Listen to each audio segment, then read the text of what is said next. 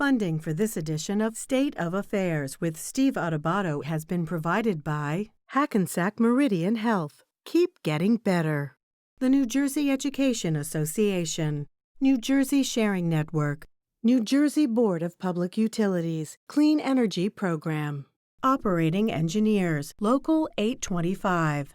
The Robert Wood Johnson Foundation. Eastern Atlantic States Regional Council of Carpenters. We build tomorrow's workers.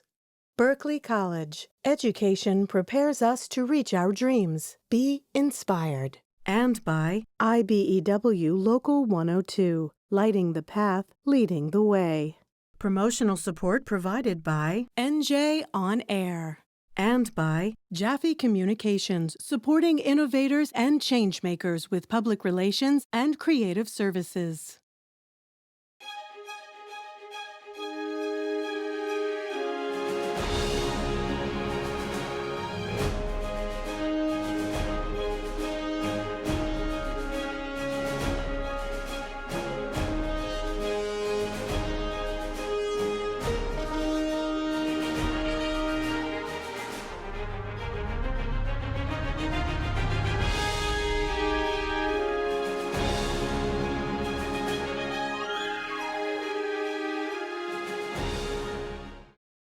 Welcome, everyone. I'm Steve Adubato, coming to you remotely. I'm confident we will be in a studio, hopefully NJTV studio at some point down the road. But right now, we're coming to you remotely. We're thrilled to be joined once again by Tim Sullivan, the CEO of the New Jersey Economic Development Authority. Tim, good to talk to you. Great to be with you, Steve. Thanks so much for having me on, and sure wish we were together. Yeah, we will be. We will be. But innovation, no adaptation, disruption, if you will, the name of the game. So let's talk small business. The Economic Development Authority is doing what specifically for those businesses, particularly the smaller ones, that continue to struggle and suffer and try to make payroll and, frankly, just stay alive? You know, from the very beginning of this crisis, obviously this is first and foremost a public health crisis, but right behind it, it's an economic crisis, and it's one that's being experienced, you know, really acutely by the small business community, particularly minority and women-owned firms. So Governor Murphy has recognized from the very, very earliest days that while we fight the good fight on the public health side, we've got to support small business. So through programs that the governor's allocated funding for, we've now funded nearly 17,000 small businesses. We will end up investing a little more than $100 million of mostly federal relief money to support small businesses. And as you said, survive and adapt and thrive in this very, very difficult and challenging period. Tim, let's talk about the assistance, the Small Business Emergency Assistance Loan Program, okay? Mm-hmm. Who is getting it? What are they getting?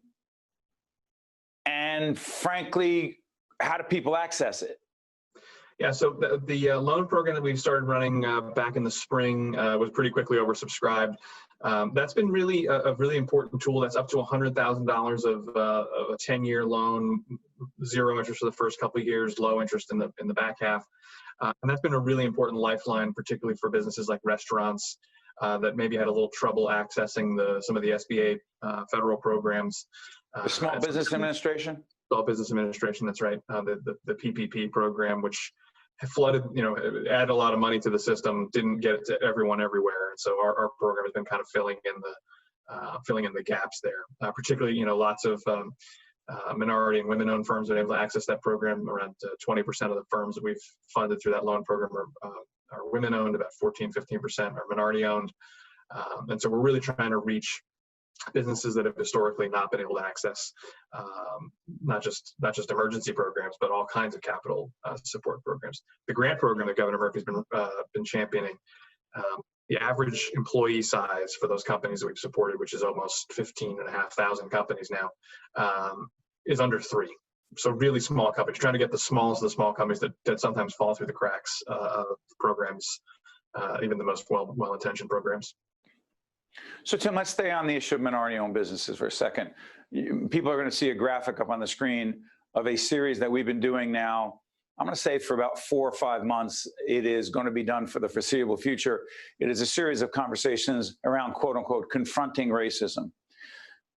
To what degree, for minority-owned businesses, is the challenge of access to capital and surviving this? By the way, everyone is suffering on one level or another, but disproportionately, businesses run, owned, operated by people who, in fact, are African American, Hispanic, but minorities.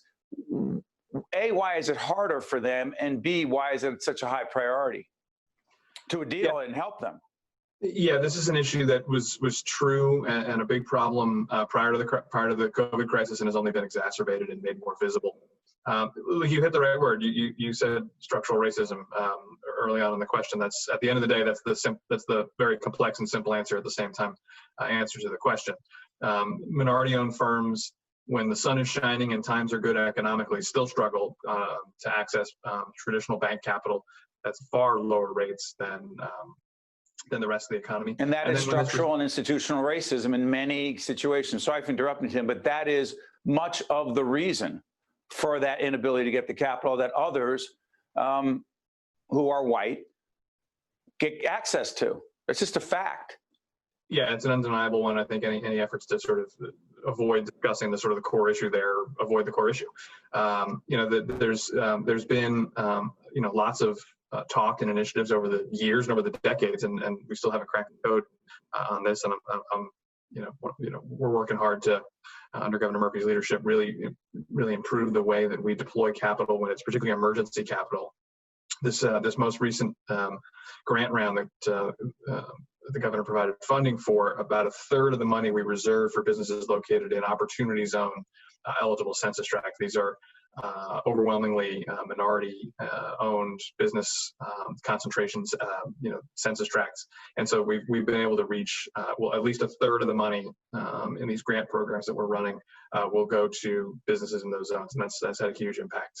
And by the way, let's clarify, without going into great detail, opportunity zones. We're actually at the conference, the announcement between Governor Murphy and United States Senator Cory Booker, when these opportunity zones were talked about. It's federal legislation signed at the time. The president, as we do this program now, is President Trump. He signed that legislation to create these opportunity zones, to create more opportunity for minority businesses in certain communities, in certain tracts, if you will. So you're using that information as to who those companies are to target some of these state grants, correct?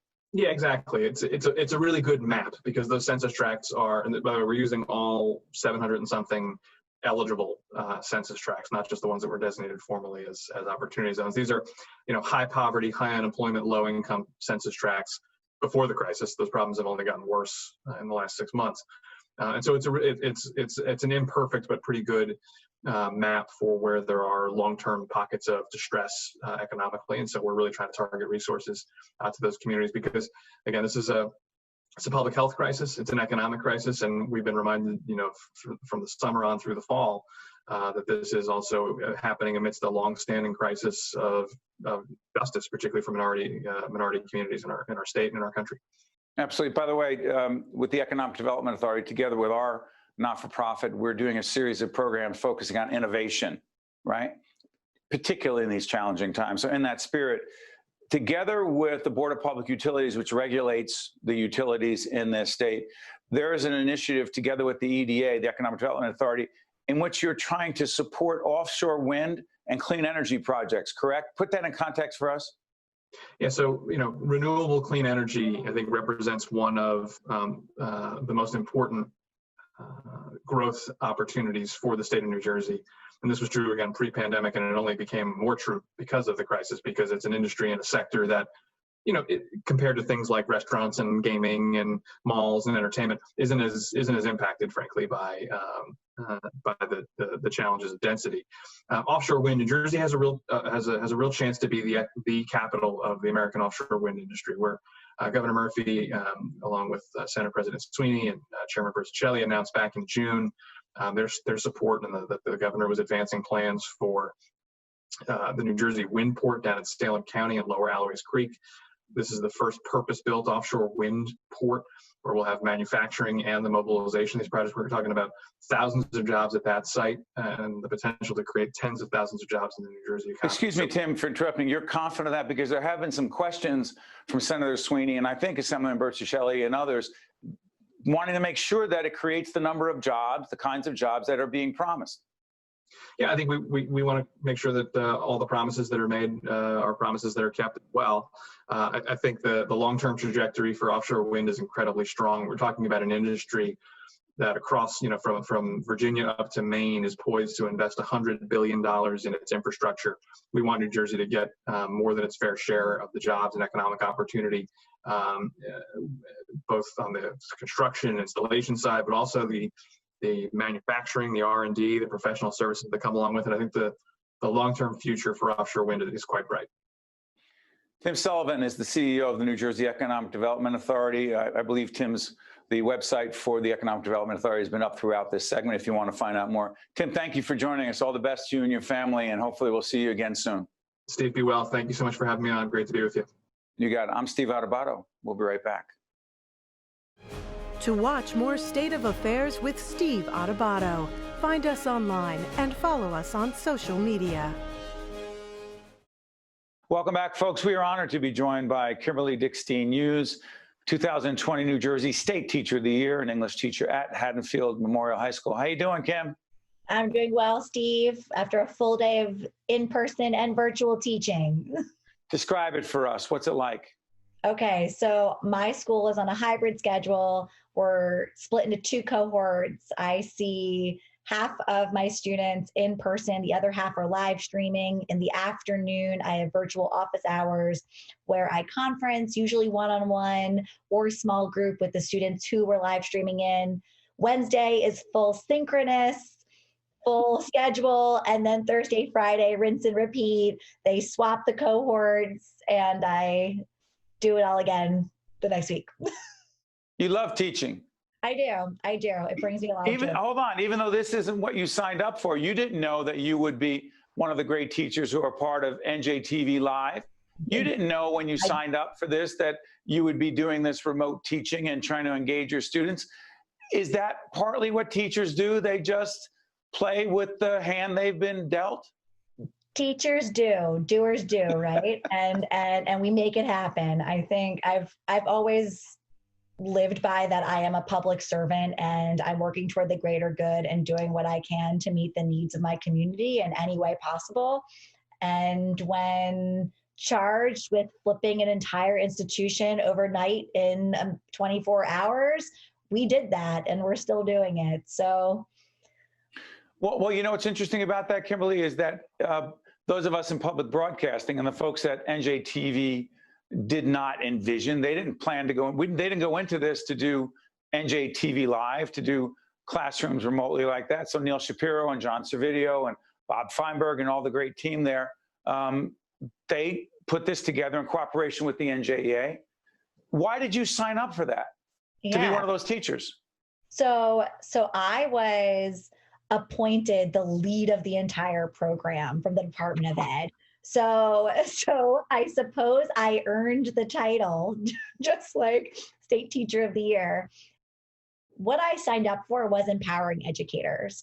So we were able to air 165 New Jersey educators over the course of 12 weeks. And that's really incredible when you think about the turnaround, and teachers were filming from home and doing everything they could to meet the needs of students who didn't have access. And I signed up for all of the challenges because, one, I was empowering teachers to meet our most vulnerable populations. So there was no question that I was going to rally. Curious about this. Recent article I read about on the college level, too many professors are lecturing to their students in this remote situation. So it's a one-way. I'm obsessed about communication. I'm a student of it. Teach it, try to learn about the need to engage. How do you, again, we all have to look into the camera. By the way, you're here on my screen, but the reality is there's my camera. How important is it that you learn how to connect with the camera, but more importantly, connecting and engaging your students through that camera in a conversation versus a lecture? Sorry for being on my soapbox. Go ahead. No, it's really challenging. One, you've got to link eyes with a little green light and know that's your best friend. But I really I originally was really struggling, but now I think I've actually gotten my groove of how to engage my students who are live streaming in through the chat. So my questions that I answer to the class, I have prepared to post in the chat so students can reply right away. I use very small tricks, but like put a 1 in the chat if. So those students can also be present with my students in class. I know that sounds really simple, but I actually think we need to lean into simplicity, because as we complicate all of the tech in order to connect, I think we're actually creating these divides. And so for me, it's having simple tricks to connect my students who are live streaming in with my students in class. So for instance, group work, my students are in groups and they bring their headphones in, 2 kids in class, 2 kids at home, and they're in small groups connecting live. And that means I'm a little isolated, so my room's really quiet while my students are doing this, but they're connecting with each other, and that's what's supposed to happen. I am not a lecturer, I am an engager. So you're a facilitator. I'm a facilitator, and for me to lecture is really foreign.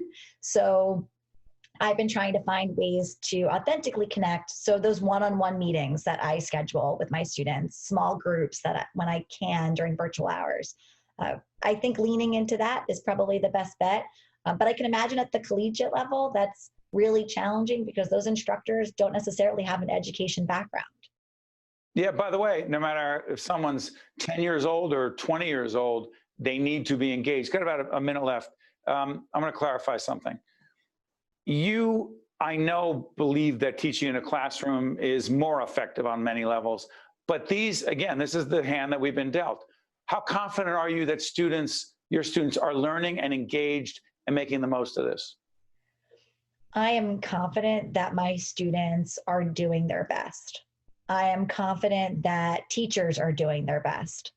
I think that we have to rely on data to really know how effective these strategies are, but I know that we're all working toward the same goal, and that's advancing our students' learning. And so I think time will tell, but when we say that our students will be behind, my question is, behind what? We are all in this together, and we need to rethink our pacing and rethink our structure and rethink our institutions to meet the needs of a global pandemic. And I think that's really important before we burn everyone out. And I think that's priority number one, is taking care of ourselves. So as parents, we say thank you on behalf of the public television family, particularly the NJTV family that we're all an extended part of. We thank you for leading that effort, working with your colleagues, working with the New Jersey Education Association, working with a great team at NJTV, and keep doing what you're doing. Thank you so much, Kim. Thank you, Steve. I'm Steve Adubato. Thank you so much for watching. We'll see you next time. To watch more State of Affairs with Steve Adubato, find us online and follow us on social media. Welcome back. We are now joined by State Senator Christopher Kip Bateman from the 16th Legislative District. Good to see you, Senator. Nice to see you, Steve. So let me ask you, we actually interviewed Governor Murphy today. We're taping on the 22nd of September. He made the case for the millionaire's tax. He said it is necessary, needed, particularly in these very difficult times, and those dollars need to go to other critically important state needs. You say? I say no. I think it's a mistake. I think especially during these difficult times. And, you know, for millionaires, it's easy for many of them to relocate. And, you know, New Jersey has the largest exodus in any state in the country. And, you know, you're just pushing more millionaires out. And, you know, we should really be taking a hard look at reforms and cutting. I mean, it doesn't make any sense during these difficult times. Now we're going to have the highest corporate business tax and the highest tax rate. I mean, out of any state in the country, we're not going. It's very difficult to attract business or individuals to come to New Jersey. So I think it's a mistake. Let's talk a little bit more about, excuse me, this budget. The governor, through the Supreme Court in the state, won the right to borrow a significant amount of money. The governor made the case, and the Supreme Court agreed with it, that these are extraordinary times in the age of COVID. The state has lost billions of dollars in revenue, and this borrowing is necessary, you say? Well, some borrowing is necessary, but unfortunately, he's not borrowing for the COVID-19. A lot of it, and actually the legislature increased it by $500 million. He wanted to borrow $4 billion. The legislature, the majority, wants to borrow $4.5 billion. And there's a lot of pork in this budget, Steve. I don't know if you have an opportunity to review it, but there's a lot of pork. And so I think that— Define pork. I mean, I know what I think you mean waste. Make a case. Well, waste, but they have $15 million for debris clearance in Camden. They got $150,000 for Thomas Memorial. They got 300,000 or 100,000 from a touch and trade commission. I'm sorry, the Shade Tree Commission, 250 for Union County reservoir dredging. There's a lot of money, a lot of pork in this budget, and it's not going to the people who really need it in these difficult times. And so he's gone beyond what the Supreme Court has said. And, you know, I understand necessary borrowing because of it, but he didn't have to do that. And you know what? They're not recognizing the OLS revenues. And, you know, the Office of Legislative Services, who verifies the revenue figures, and the governor's office has their own set of figures. They do. And this is not uncommon with governors, but they don't match up. Right, they never match up, but you know he's got $300 million surplus. It's good to have a surplus, but right now these small businesses are dying. Restaurants are dying around New Jersey. We should be helping them, not putting money in pork. And so, you know, I'm all for it. If you absolutely need to bond for, you know, businesses and whatnot during these difficult times, it's fine. But you know, the numbers don't add up, and you know, I think that they're using this budget for a re-election budget next year. And you know, the whole thing about giving $500 back, I mean, you know, that doesn't make any sense to me. Hold on, Senator, you're saying that those rebate checks that will begin next summer, in the summer of 2021, up to, I believe, $500, if I'm not mistaken, if people qualify for it based on their income. You're saying the governor just told me, the Senate President, Steve Sweeney, just told me in a series of interviews that they were doing it to provide some tax relief, and you're calling it a gimmick. I'm calling it a gimmick. And actually, Steve, I have a history here. My dad lost the 1977 gubernatorial election because of the rebate checks. In 77, they sent out a rebate check 1 week before the primary. Governor Byrne won. They sent out the second check 1 week before the November election. And the day before the election, they sent out the forms for the following years. It cost my dad the election. So it's a gimmick. And if you want to give them $500 and do it up front, don't send it out, you know, election year. The entire legislature's up next year, as well as the governor. And it's a gimmick. It really is. By the way, if people want to know who Kip is referring to, Senator Bateman is referring to Ray Bateman, an extraordinary public servant in the state of New Jersey who ran for governor, who was a leader in the Senate for many, many years, respected by members both sides of the aisle. Google Senator Ray Bateman. Let me pick this up. You're talking about voting, Senator Bateman. You have been very critical of the whole mail-in voting initiative. You say, look, it doesn't make sense. This is the wrong way to go, and you're concerned about election fraud. The governor said, not the case. We need to do this for public safety in the age of this pandemic, you say. Well, the mailbox is not the ballot box. And, you know, I find it somewhat hypocritical. He allows individuals to stand in motor vehicle commission lines every day, a few feet apart, but we can't go into a private voting poll and pull the vote lever. I think it's a mistake. And I think that it's subject to fraud. And I just read last week that they found a bunch of ballots from the primary that they hadn't counted. I mean, I don't trust the mail system at all. I just think that it sets up the possibility for fraud because individuals who are still on the rolls, who might have died, who have moved away, they're being ballot sent to that address. And so I think that, you know, it just kind of welcomes fraud. And I'm very concerned. And, you know, it's part of our democracy to be able to go and vote in person. But at the same time, Senator, you raise certain issues. People can decide for themselves. There have been cases of fraud. They've been prosecuted for the most part, as we know. The studies that I've seen say that voter fraud is not pervasive. But the president, as we speak, President Trump has said, it's rigged. It's a hoax. It's all set up for Biden to win, for me to lose. And this mail-in balloting thing is a scam. You don't go that far. No, I don't go that far. I don't. I just think, and I've seen in my experience where there has been, you know, voter fraud. Some have been prosecuted, some haven't. But I mean, I know that ballots have been sent to addresses where individuals had moved or they had passed away, and those individuals have ended up voting. So it's, you know, the volume is too much. And, you know, what happens to the ones that are mailed and aren't there in time? I mean, I just think that it just, you know, a democracy is based on most people participating in. The more people participate, the better. I just think that this is difficult, and a lot of people are very concerned.